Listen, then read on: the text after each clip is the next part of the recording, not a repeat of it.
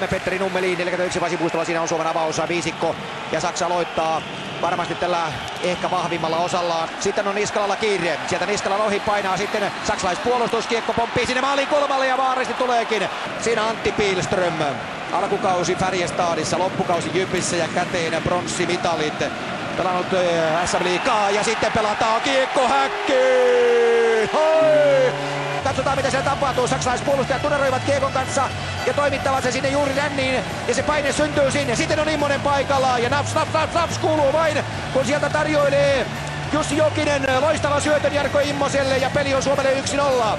Ja sitten tullaan seuraavaan hyökkäykseen. Sieltä irtoaa jälleen Kontiola. Pelaa Kapaselle. Kapasen loistava harhautus. Ja sitten Kapanen näyttää parasta osaamistaan myöskin siellä. Aaltonen tulee siellä laukaisupaikalle. Hakee, katsokaa tuota liikettä. Mutta ei päässyt sitä vetämään kunnolla. Vielä viimeiset harhautukset Aaltoselta. Aaltonen saa perässä siinä 2 saksalaispelaajaa. Ja kiekko pyörii tällä hetkellä nyt Saksan alueella kuin magneetti. Kapanen kamppailee siellä, nyt tulee poikittaista sieltä selkää, mutta Kapanen pitää jykevästi kiekon hallussaan, pelaa sen viivalle, Niskala jatkaa ränniin Aaltoselle, Aaltonen painii Kai Hospeltin kanssa, Kontiola sitten jälleen viivalle, sieltä tulee sitten vuorostaan seuraava nousija, hän on Sami Vatanen, ja Vatanen kieputtaa ja kaartelee, hakee syöttöpaikkaa ja tämä on nyt taidetta, nyt tehkää pojat, maali siitä vielä, Robcep torjuu ja kiekko pyörii siellä maalin kulmalla, ajautuu vielä Vataselle uudelleen, paini on hirja Saksan alueella, kun kaverit juoksevat ympäri kenttää siellä pitävät melkein kaksin käsin kiinni. Kontiola painaa ja vääntää. Pihlström pelaa kiekon Aaltoselle. Aaltonen vyöryttää. Suomalaiskannattajat täällä vyöryvät myöskin, kun Saksa yrittää pistää hanttiin. Aaltonen panee siihen keskustaan Kontiolalle.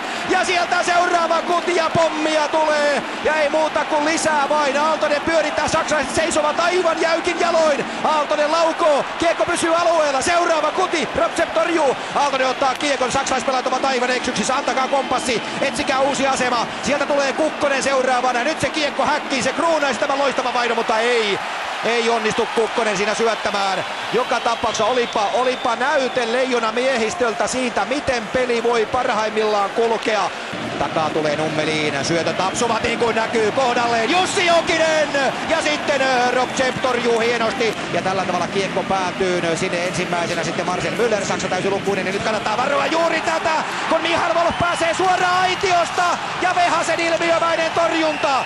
Siinä se tulee juuri se kaikkein kauhein hetki, mikä voi tulla. Mutta vielä on reilu minuutti aikaa jäljellä. Sieltä painaa Saksa seuraavaan hyökkäykseen. Koko kentän läpi tulee Marcel Goetz ja Petri Vehanen torjuu. Laittavat sinne sellaisia numeroita, että aloitus tulee. Saksalaiset eivät saa kiekkoa sieltä itselleen, se on Suomen pelaajien alla. Ja Suomi voittaa tämän ottelun. Kovan raivoisan taistelun jälkeen Suomi ottaa ne 3 pistettä. Arvokkaat 3 pistettä, jotka tässä vaiheessa nostavat Suomen lohkossa kakkospaikalle Tanskan jälkeen. Petri Vehanen, Suomen kuningas tässä 3. erässä.